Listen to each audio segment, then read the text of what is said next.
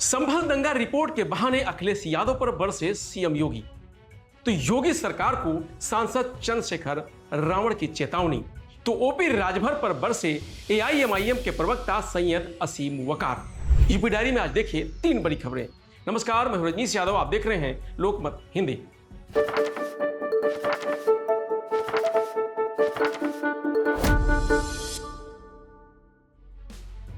संभल हिंसा रिपोर्ट के बहाने अखिलेश यादव पर बरसे सीएम योगी। योगी आदित्यनाथ ने कहा कि संभल में सपा के एक गुंडे ने दंगा करवाया। सरकार उस गुंडे को घुटनों पर लाकर नाक रगड़वा रही है। बरेली का एक गुंडा दंगे कराता था। एक बार प्रशासन उसके आगे थोड़ा सहमा। मैंने कहा कि जरा रुक जाओ, उसको आने दो, फिर बताते हैं। आज वह गुंडा जेल में कष्ट उठा रहा है। कह रहा है कि छोड़ दो, गलती हो गई, अब ऐसा नहीं होगा। साथ ही योगी ने कहा कि सपा के लोगों ने विधानसभा नहीं चलने दी। हो हल्ला करने लगे, उनके लोगों ने कोहरा मचाया। हमने बजट में सामाजिक विभूतियों को सम्मानित करने की योजना बनाई थी। सुनिए मुख्यमंत्री योगी आदित्यनाथ ने आगे क्या कहा। एक गुंडा बरेली में भी दंगा करवाता था, लगातार अव्यवस्था पैदा करता था। उसने एक बार धमकी दी, प्रशासन थोड़ा सहमा। मैंने कहा चिंता मत करो, तैयारी करो। उसने धमकी दी तो उसको एक बार आने दीजिए, एक बार में निपटो। और आप देख रहे होंगे कि मौलाना जेल में आज कष्ट उठा करके नाक रगड़ रहा है। कह रहा साहब बकस दो, एक बार जान बकस दो, आगे से गलती नहीं करेंगे, दंगा नहीं करेंगे।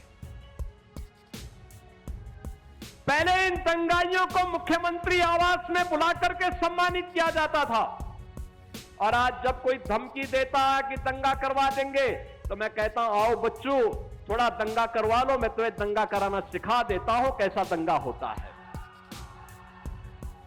बहनों और भाइयों, आज यूपी नो कर्फ्यू नो दंगा, और यूपी में है अब सब चंगा। ये समाजवादी पार्टी नहीं कर सकती थी, ये काम कांग्रेस नहीं कर सकती थी, क्योंकि ये भारत की विरासत को अपमानित करने वाले लोग हैं।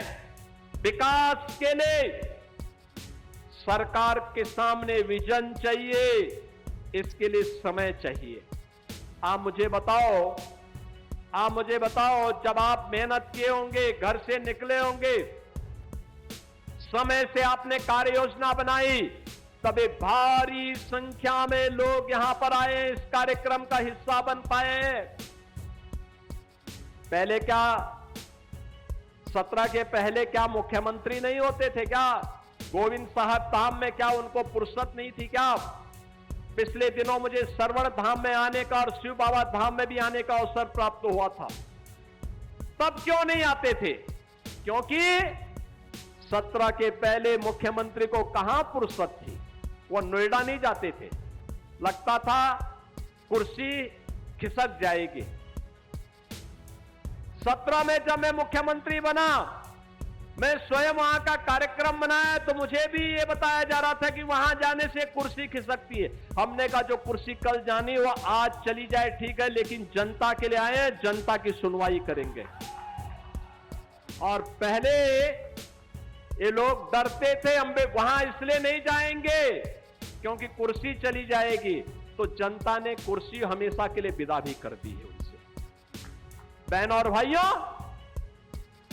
ये लोग 12 बजे सो करके उठने वाले लोग हैं।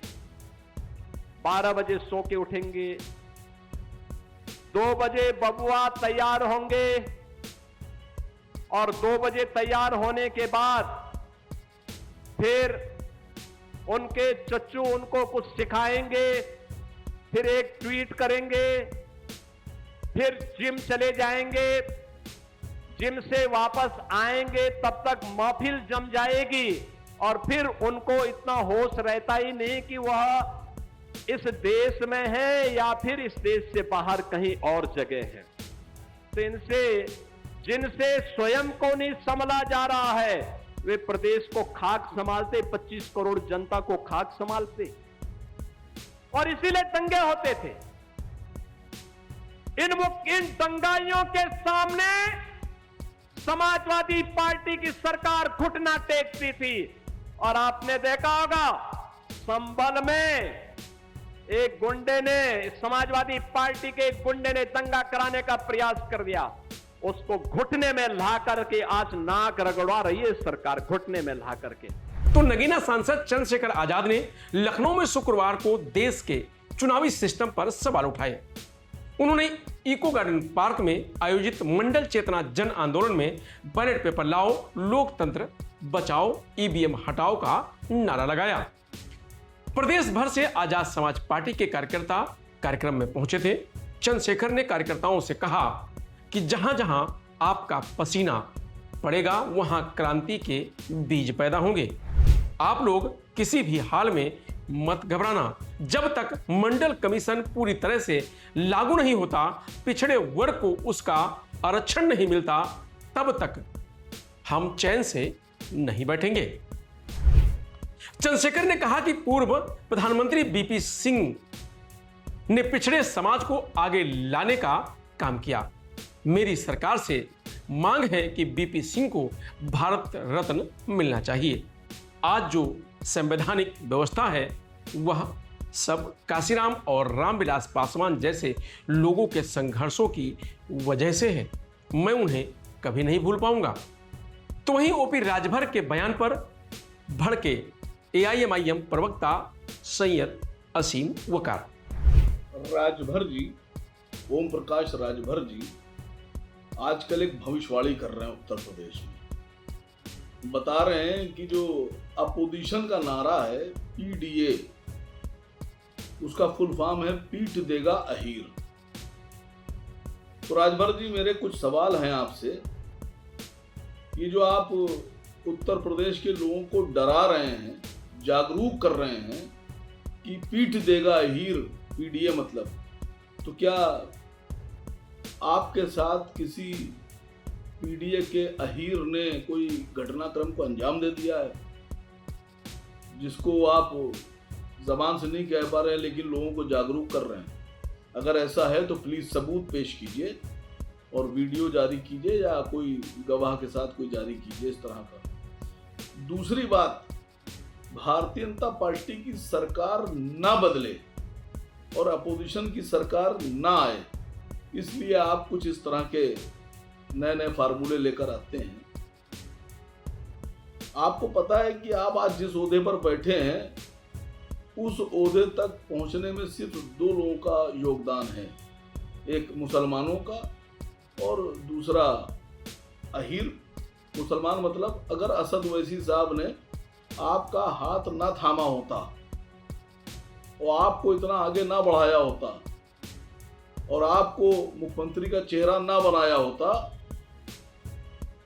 तो आपकी अलायंस भी ना होता समाजवादी पार्टी से।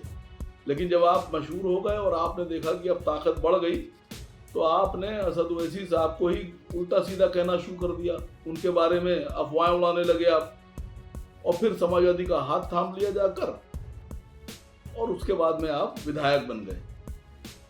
और आज जिस ओहदे पर हैं इसके लिए दो बैकिंग आपके साथ थी, दो लोगों का आपके इस ओहदे में हाथ है, एक अहीर एक मुसलमान।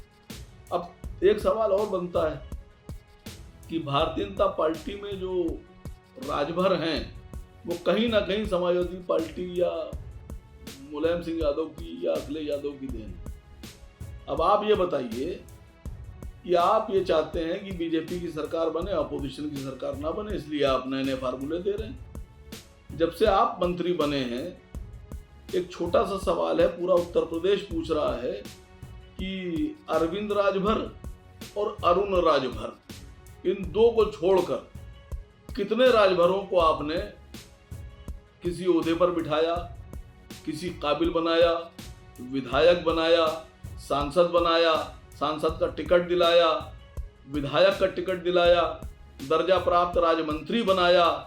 कुछ जो बनाया हो तो एक लिस्ट जारी कर दीजिए, मैं इंतजार कर रहा हूँ। 24 घंटे 36 घंटे में एक लिस्ट जारी कर दीजिएगा। और अगर आपने लिस्ट जारी नहीं की कि आपने कितने राजभरों को राजनीति में ओहदे दिलाए, एमएलए बनाया और राज्यसभा बनाया, एमएलसी बनाया और लोकसभा बनाया। अगर आप लिस्ट नहीं जारी कर पाए तो फिर एक काम कीजिएगा कि ये उत्तर प्रदेश के लोगों को और देश के लोगों को भूतिया बनाना बंद कीजिए। ये तरीका गलत है। राजनीति करना है तो खुलकर मैदान में आइए, बढ़िया तरीके से राजनीति कीजिए। आरोप लगाइए तो ऐसा लगाइए कि जो सच्चा साबित हो। हम लोग बीजेपी के खिलाफ, बीजेपी की सरकार को हटाने के लिए वचनबद्ध हैं, लेकिन कभी इस तरह के आरोप बीजेपी भी नहीं लगाते या उनके अलायंस पर। थोड़ा सा बढ़िया राजनीति कीजिए। फिलहाल यूपी डायरी में आज इतना ही। कल फिर मिलेंगे नई खबरों के साथ। तब तक आप बने रहिए लोकमत हिंदी के साथ। नमस्कार।